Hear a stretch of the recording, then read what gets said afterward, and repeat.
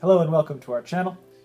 This is going to be a more brief video. We're just going to go over basically the outline of the channel, the point of it, and Also, we're going to explain what we deem a tier 1 and give some examples of that. tier 1 album. Because we do have that ranking system that kind of goes in tiers if you've seen any of our other videos. So yeah, we're going to give some examples of a tier 1 album, go over basically our guidelines of how we basically decide what to us makes a really great album. So first off, with the channel.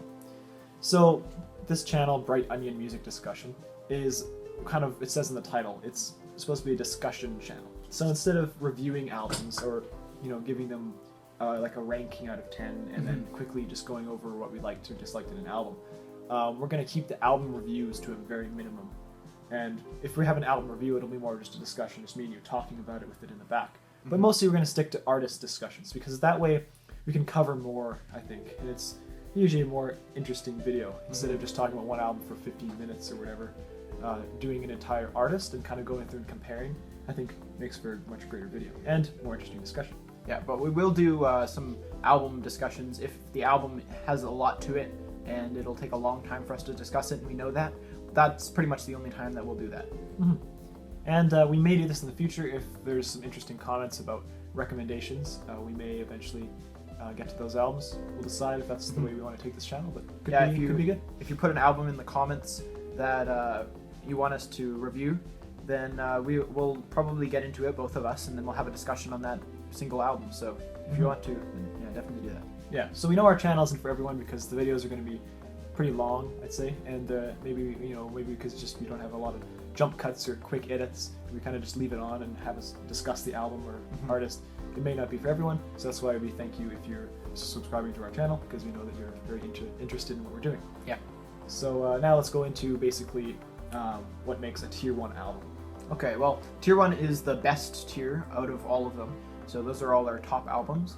And tier 1s are, there are very few tier 1s. Usually if we have a band that or an artist that we're reviewing, there's usually at least one, but still pretty rare. If we really like a band, then probably there's going to be a tier 1 album in their discography. Yeah. Which is why we like them so much.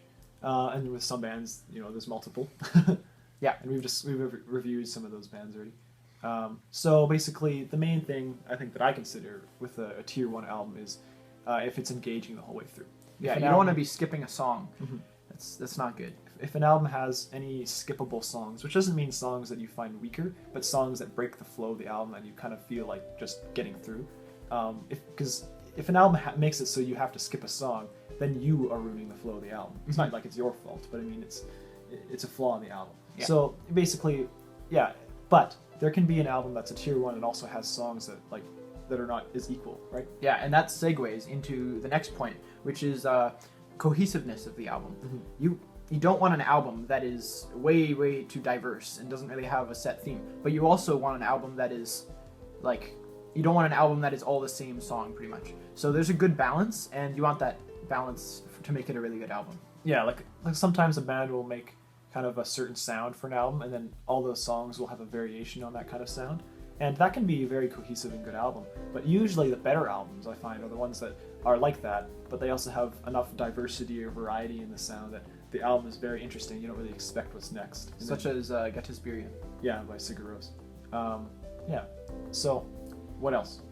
So some, with this point, some albums, they don't have equal songs, but that does not make them a bad album, such as the Untitled album by Sigur Rós. That album has the last song is just quite a bit better than all the other songs, so they all are really amazing. But that does not actually really hurt the album at all. It actually helps the album because you're looking forward to that the whole time. And another album that kind of comes to mind with this topic would be Sufjan Stevens' Carrie and Lowell. Yeah. And so that album is kind of the opposite, where all the songs are almost so equal in quality and sound that the album kind of doesn't have enough variety to really make it a tier 1 album. It's still a very, very good album though. But there's kind of a balance that you have to find between it. So there's certain albums, we'll give some examples later on that we think do it. The last kind of thing that really makes a tier 1 album for us is basically, let's kind of two things in one. So one of them is having a consistent sound or atmosphere or some kind of lyrical themes that tie things together. And one of them is just a very cohesive kind of mood to the album. And so those kind of tie into one thing. Yeah. with lyrical themes, such as, say, the Bends. Although like not all the songs share the same like message, they still do keep a kind of theme the whole way through. And same thing with Atmosphere for like many albums, including the Bends by Radiohead, by the way. And yeah, they kind of keep the same sound and atmosphere, which is really like important in making an album. Yeah, of course. All right, so that's basically it. So some examples. What are some examples for you of tier 1 albums? Like keep it short, like 5. Sure. So one is The Court of the Crimson King. Another is Gettysburgian by Sigur Rós. And another is...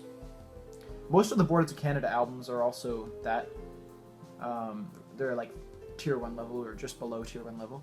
Also Funeral by Arcade Fire, which we probably will be reviewing soon. Yeah.